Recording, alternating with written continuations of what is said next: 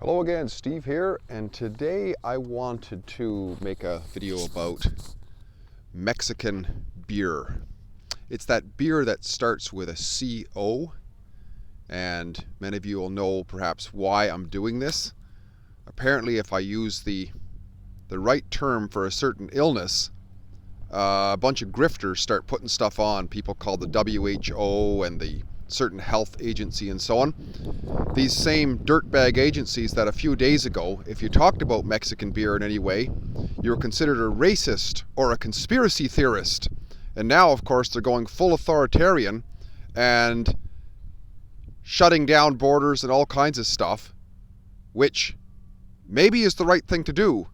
But anybody who suggested this a few years ago got immediately demonetized and considered to be basically a social pariah.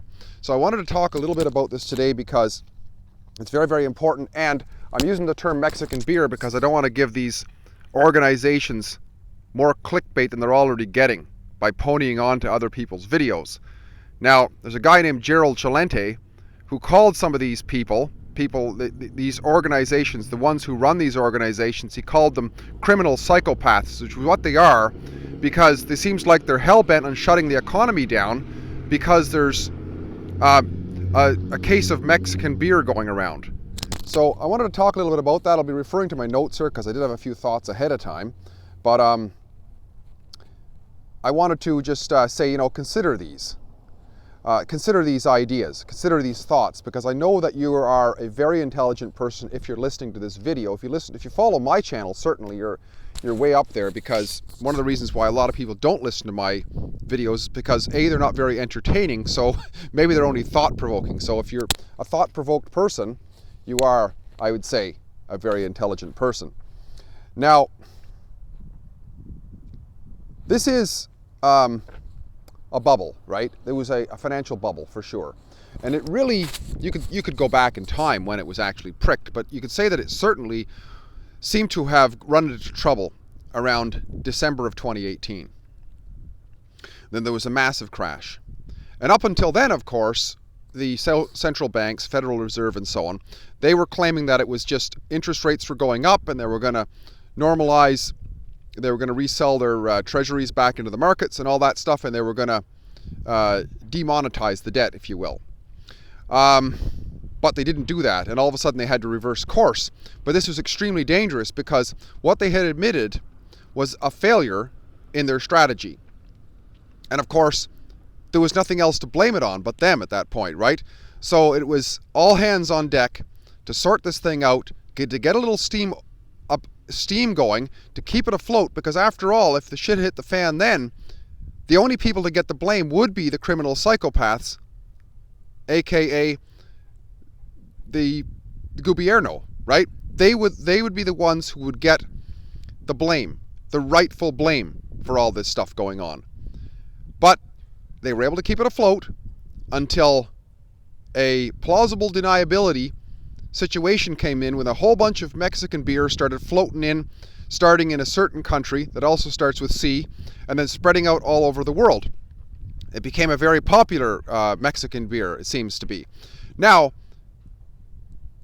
the thing to consider here is oh, I just lost my thought for a second there. Just a minute. Sometimes I get excited here and lose it. So yeah, so if they had, here's what it was, if they had been blamed, people could get really pissed off, because when this bubble deflates, many people, thousands of people can lose their jobs and their livelihoods and all their savings and so on, and then get very angry, and in fact they might even storm parliaments and drag these criminal psychopaths out by their hair down the streets, which is very, very dangerous. That these people get very nervous when the house of cards starts coming apart. But drift in, whether planted or organic, who knows? It looks more and more like planted to me, if you want to be honest, if I can be honest. A bunch of this Mexican beer floats in, and now they have the perfect alibi. They have the plausible deniability to point it and say, hey, it's this Mexican beer.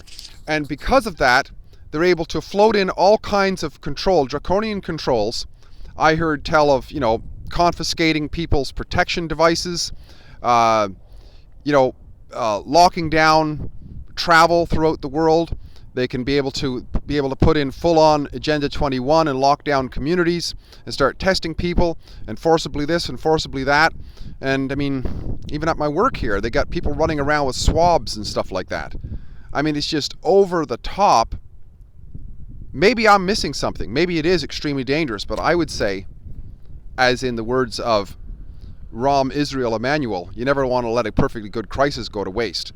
And I think they're taking this as an opportunity to crash the system, to allow the system to crash because they know they can't hold it afloat anymore, and it can all get blamed on Mexican beer. So, here's my comment in lesson to be learned here. Freedom is under attack, folks, in a big way. And it is our responsibility, I would say, to stand up, recognize this, and make a stand for freedom in any way we can by first and foremost upholding our dedication to speaking the truth wherever we see fit, and continuing to do what we can to see through the propaganda that's being thrown our way. Sure, there's elements of truth within it, but we don't really know the full of it, do we?